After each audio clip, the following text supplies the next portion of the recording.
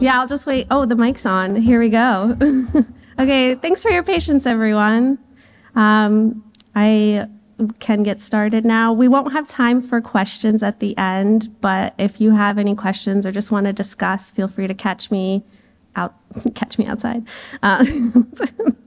So welcome to Designing Teams and Production Processes with Accessibility in Mind.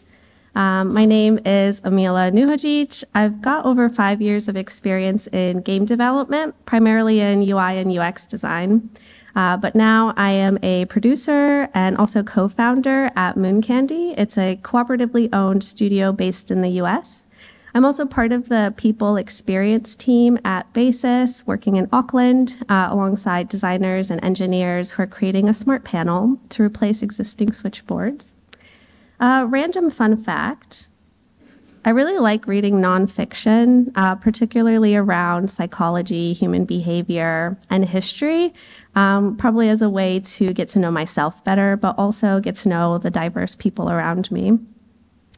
So within my two roles, one of the biggest overlaps that I see is team support.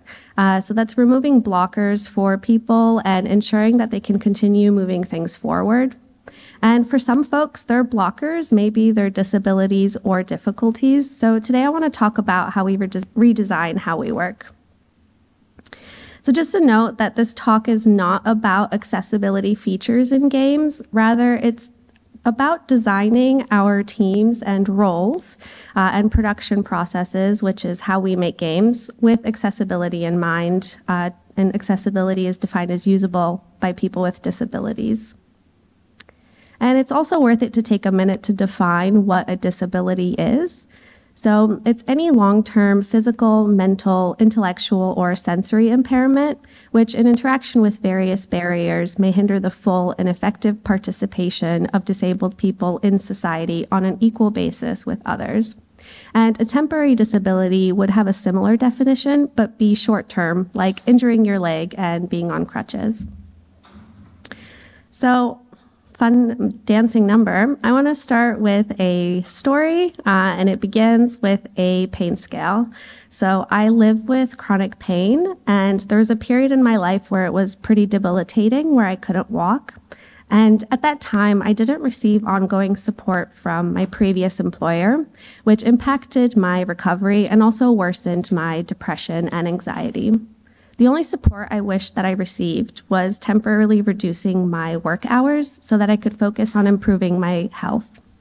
I didn't receive that, and it felt like every time I made a positive step forward, usually over the weekends because I was moving, it would all come crashing down and I would relapse into pain and immobility. And that was usually weekdays of sitting for 8 hours a day or more and working for 40 hours a week. Since that time, I've made a lot of progress to improve both my physical and mental health, but it is a lifelong, never-ending journey just to stay on the lower end of this pain scale. So I consider myself a disabled game developer. And what else could disability or difficulty on your team look like?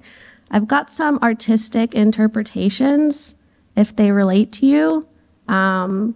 If they don't, that's cool too, but it's called Xenoblade Chronicles because I have Xenoblade chronic pain.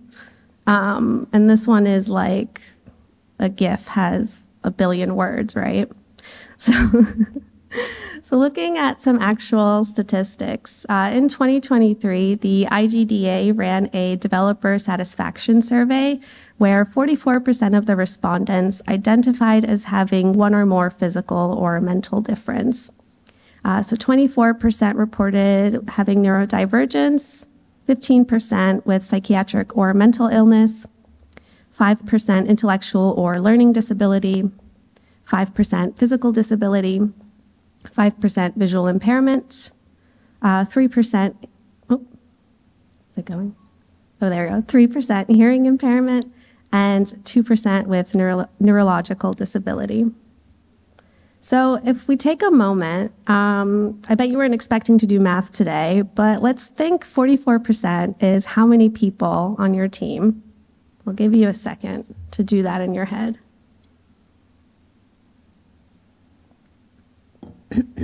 Now with that number, let's consider what changes can your studio make. So the photo on the right are my sticky notes on the outline for this talk, and the more I thought about it, the more I realized it all comes down to your studio's culture. What do you believe in, and what do you support? I believe it starts with three things, and these three things are going to be our foundations. I think of them as abstract beginnings, which will be clearer once we define them, and from there we can create tangible actions. So our first foundation is team psychological safety, which is a shared belief held by members of a team that it's okay to take risks, to express their ideas and concerns, to speak up with questions, and to admit mistakes, all without fear of negative consequences. I'd also like to add that for me, psychological safety means all of these things and that I can be my authentic self at work. Building off of psychological safety, let's take a look at empathy, which at work can look like understanding someone's perspective and responding with compassion, respecting the unique contributions everyone brings, and actively listening to and appreciating diverse perspectives, even when they challenge your own assumptions. Empathy is essential because you cannot experience someone else's life. You can only experience yours. And empathy can give you a window into someone else's lived experience, allowing you to understand their feelings and perspective. Our third foundation is design thinking, which is a nonlinear and iterative process that teams use to understand their users, challenge assumptions, redefine problems, and create innovative solutions to prototype and test. So this definition builds on our understanding of psychological safety and empathy, and one of the stages of design thinking is empathy. So with our three foundations, we're focusing on creating a safe and supportive environment to define problems that we're facing. We're going to work on solutions together, and we're going to iterate as we go. So coming back to the original question of what changes can your studio make? Let's take a look at some tangible actions to make how we work more accessible to disabled game developers. I do want to note that these ideas are not going to be one size fits all. They're not prescriptive, so I'm not going to be able to provide solutions to disabilities your team members may face. Only you and that team member can come up with those solutions. Rather, I'm going to come at it from a more universal approach and talk about 5 solutions that could help everyone. And the things I want you to take away from this talk today is that you need to be responsive to your team and your project. Different situations are going to call for different solutions, and what worked one year for your team might not work the next, especially as your team grows or as you change phases of a project. So just like we develop our games iteratively, we also need to develop our processes and how we work iteratively. So when discussing disabilities and difficulties, how does one balance the needs of the team and the privacy of the individual? There are legal restrictions related to asking personal questions, not to mention the potential for you to develop a bias against the team member. We can create that balance with psychological safety and trust. We defined that earlier, but now it's time to put it into practice. So one tangible action, especially for leaders right now, is to think about how you can create that environment so that your team knows it's safe to raise issues, whether it's personal or work-related. And trust is going to play a big role in this too, on both sides. I want you to know that you can trust me to do my job and make the right choices for myself. And I need to trust that sharing personal information about myself with you is not going to affect how you see me. Bias can come in many forms, and one of them could be that you may see me as less reliable or less in line for a promotion because of my disability or difficulty. For example, in the case that I take more time off than other team members, are you going to think that I'm not a hard worker or that I can't be a lead? Creating this environment and finding the balance is not going to be easy, and it is going to take time and education and collaboration to build that trust and safety in your working environment. So with a psychologically safe environment, we're ready to use empathy and design thinking to identify the needs of our team and use their feedback to design our physical and digital spaces. So some key points to consider here are, is it purposeful? What purpose does this provide for the team? So in a physical space, if you've got an open plan office, which I know a lot of game studios do you offer quiet spaces for meetings or for focus? What about desk dividers or noise-canceling headphones? In a digital space, think about how many digital tools do you use and when was the last time you did an audit of them? What conversations are happening where? One thing I've heard from remote members is that it's like info overload. There's just too many things happening online and it's hard to keep track of it. And speaking of hard to keep track of things, I'm looking at you, Paige. How many channels do you have on Slack or Discord? Too many. So next up is it equitable? How equitable are our interactions with people and our surroundings? So in a physical space, can the office be accessed by people who use crutches, wheelchairs, or for folks traveling with heavy suitcases, or folks with kids who have prams? In a digital space, do you have a proper setup for hybrid meetings so that everyone can be heard by remote members and not just by people in the physical room? Another point to consider here with both spaces is asking yourself if the events that you host are equitable. Are all social and team building activities in person? Are there moments for individuals from different teams to run into each other online? I know it's pretty common to have a Friday afternoon drinks at the end of a work week with our colleagues, and this is a great thing to offer for people who enjoy being in that setting. I'd like to challenge you to also organize social activities that don't revolve around alcohol, because addiction is also a disability. So mix up what you do and how you do it. So whether that's a morning coffee time, afternoon tea, or 30 minutes of online games together. Your audiences, whether in person or remote, are going to have different needs and circumstances. So remember, the key here is equity to reach an equal outcome. Next up is it ergonomic? How are your workstations set up? So ensure that all team members, whether in office or remote, have a proper ergonomic setup to prevent injuries related to sitting for long hours or for doing repetitive motions. Injuries can be prevented through these ergonomic setups and also by making time for daily movement, which brings me to my next point of, is it restful? And how do you incorporate rest in your teams? Do you schedule breaks in between back-to-back meetings? Back-to-back meetings are my nemesis. I can only really sit down for an hour, like maybe 2 hours at a time until the pain gets triggered. Do you incorporate dedicated time for reflection in your teams, letting them to pause, to think and feel?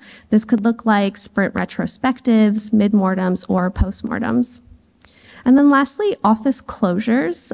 So when individuals take leave, there's always something that they have to catch up on. But if everyone's off at the same time, we all get to rest and enjoy it, knowing that we're all off at the same time. With Moon Candy, we've organized seasonal scheduled breaks. So we give ourselves 2 weeks off in the summer and winter, and then 1 week off in the fall and spring.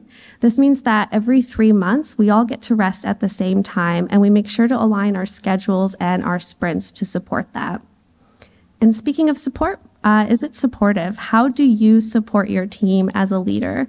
Do you make time to support individuals one-on-one, to help break down large chunks of information, or even to help create tasks? Do you set multiple reminders, especially for important deadlines and communications? Slack scheduled messages are my best friend here. And also think about how you document decisions that are made in a meeting. Do you share them with the wider team? Do you post it in relevant channels? So these are just a few questions to get you thinking on how you design your digital and physical spaces, but our design work doesn't stop here. Because now we got to talk about how we design how we work. Flexible work is defined to me as flexible location and flexible hours. These two things are more important to me than a salary because every day is not the same. Most days I'm okay. Some days I have extra energy, and others I really can't interact with the world outside of my safe nest. So with flexible location, every studio is going to have a different rule to preserve their studio culture. So ask yourself if you want flexibility to be a part of your culture. If you're trying to get the best talent and be an excellent place to work, your answer here should be yes. Some use cases for this are that you're feeling well enough to work, but not well enough to come into the office, or you have a temporary injury leaving you housebound, or you just want to take a long working holiday to see friends and family. Allowing folks to work from home as they need communicates trust and understanding, which in the long term will lead to retention of talent. And the second part here is flexible hours. So we're all different in this room in how we approach how we work, but we're all forced to work the regular business hours of 9 to 5. And have you taken a moment to question that? And think about what purpose do those hours serve in our industry? I personally love having the flexibility of waking up early, having coffee and doing my work with that, and then taking a long break in the morning to do my daily movement or eat, get ready for the day, and then heading into the office.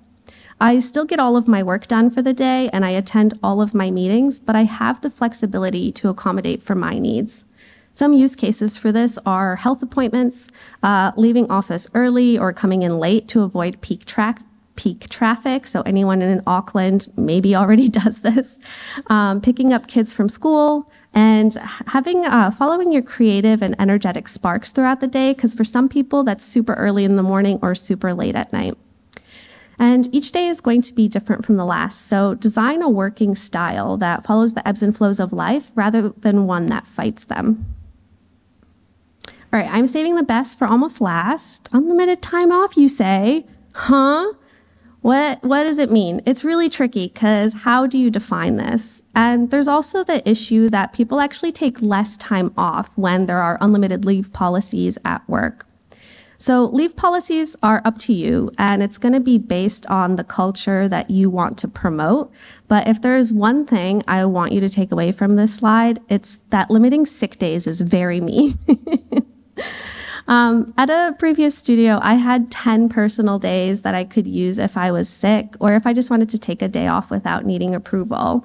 And this was 10 days during the pandemic. And this was also 10 days while I was having my intense health issues. So after that 10 days, I had to use my vacation days. And then after that, I had to take unpaid time off from work.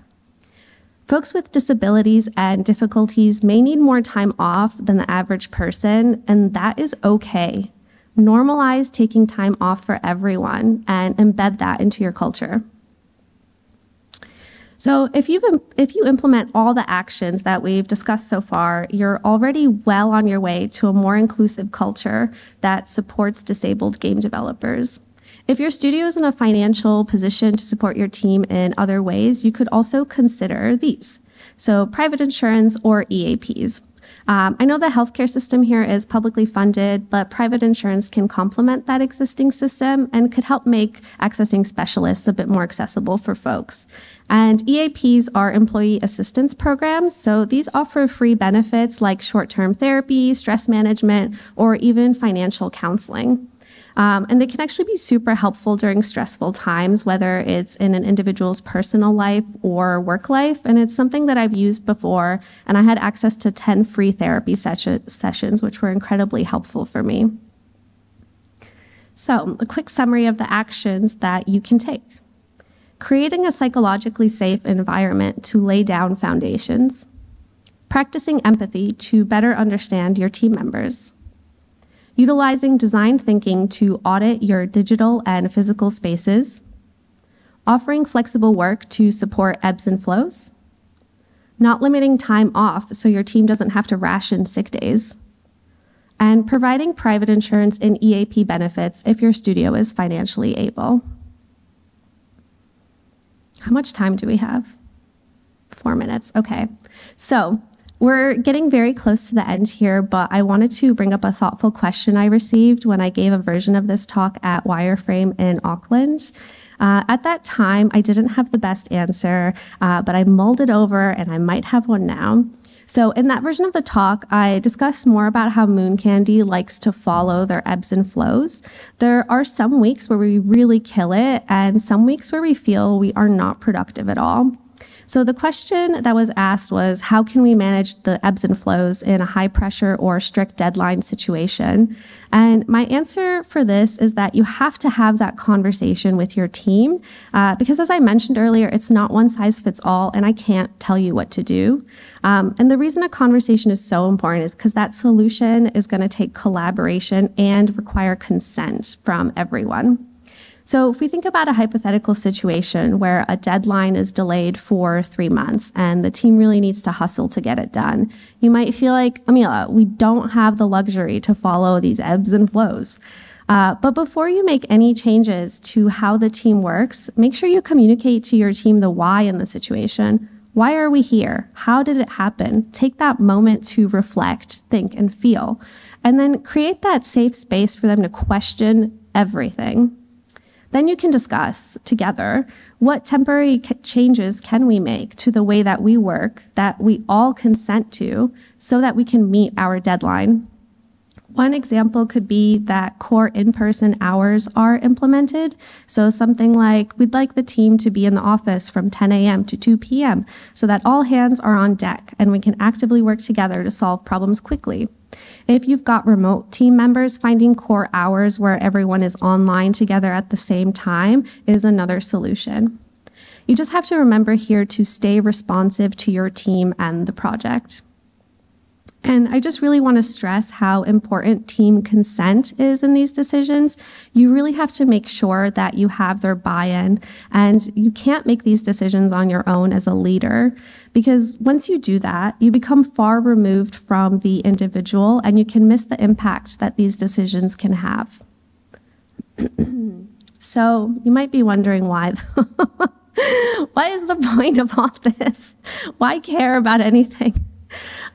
Because games are art and they're made by real people who deserve a safe space and an inclusive workplace to grow in and contribute to. Because we all know that this industry can be really harmful, regardless if you're an indie studio or AAA, and we have the collective power to change it. Because I know that your talent pool to recruit from increases when you challenge traditional ways of working. And because you want to bring in new ideas from diverse perspectives. Also because you want to hear people say that studio is such an awesome place to work. And lastly, because you want a happy and supported team who moves your business forward. At the end of the day, without them, you cannot have a game studio. So I hope you understand how this all ties into your studio culture.